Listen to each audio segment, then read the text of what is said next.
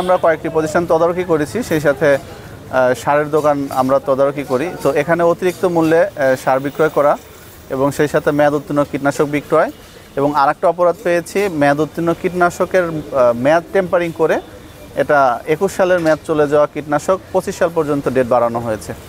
তো এই সমস্ত অপরাধের প্রেক্ষিতে আজকে আমরা দুইটা প্রতিষ্ঠানকে 2,50,000 টাকা জরিমানা করেছি, সেই সাথে তাদেরকে সতর্ক করা হয়েছে।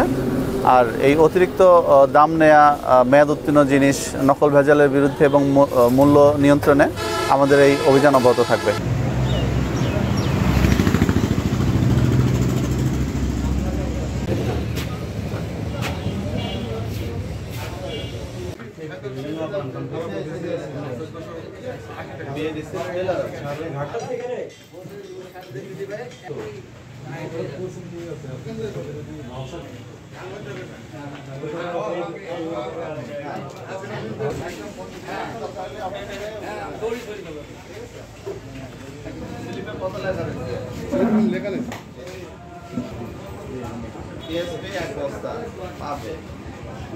দামটা নাই, ভাউচারও তো আপনার কাছে আছে, ভাউচার লিখে দেন।